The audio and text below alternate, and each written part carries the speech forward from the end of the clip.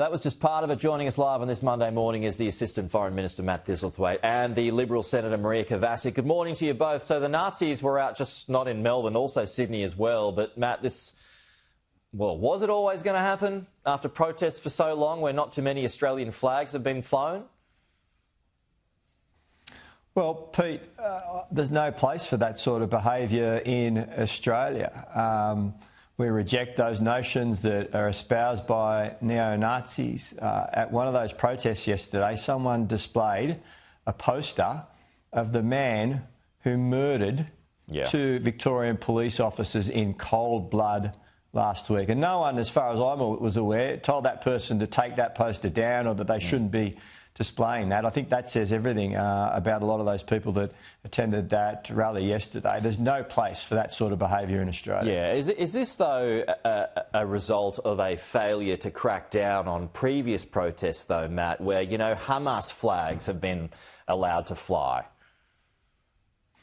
And I've said a similar thing about that as well. There shouldn't be displays of Hamas flags. The people shouldn't display particular leaders from that sort of part of the world who've undertaken violent means and extremism. There's no place for extremism in Australia.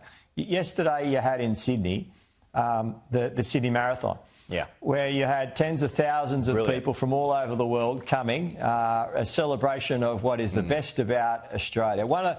The first Australian across the line yesterday was Haftu Strinzos.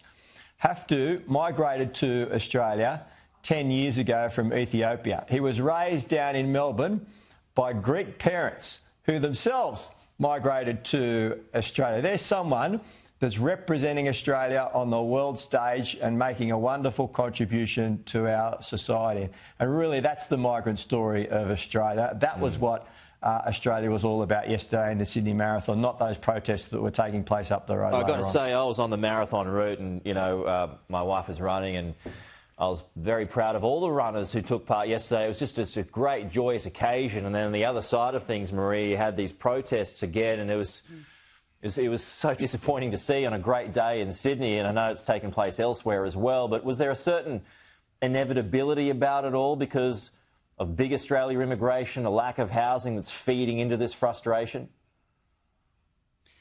Yeah, look, it's really disturbing to see those scenes and really quite heartbreaking. You know, Matt talks about, you know, Australia's migrant story. Your own family, my own family has a migrant story. I'm a first-generation Australian. And I would want to be really clear to say that hate and division does not equal patriotism. You know, we love our country. We don't want to see it divided. What we need to see is some very strong leadership from the Prime Minister here to say that this is entirely and absolutely unacceptable. There are many Australians that are concerned about housing, they're concerned about cost of living, but these extremist groups, and let me be frank, these neo-Nazis, what they are interested is primarily three things. They are interested in attaching themselves to legitimate causes, to give themselves legitimacy, and we should never give them legitimacy.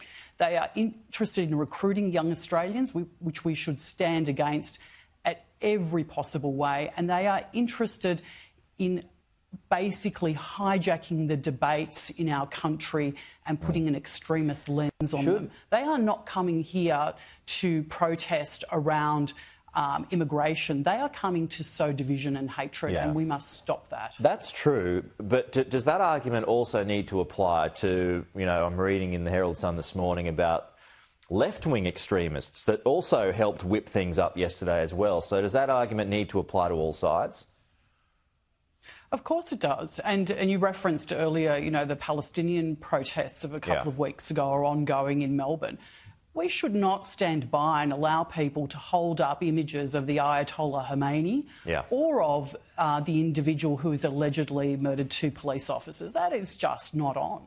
And in any way, shape or form for someone to suggest that that is freedom of speech, I have a problem with that. OK. Matt, how do you feel about Bob Carr joining Kim Jong-un at China's big military parade this week? And is anyone from our government, our current government, going? No one from the government is attending that. Bob Carr's going as a private Australian citizen, as far as I'm aware. He's going there on a holiday. So that's up to him. I don't think we stop Australians going overseas. He's attending as an Australian private citizen. Is Daniel Andrews going?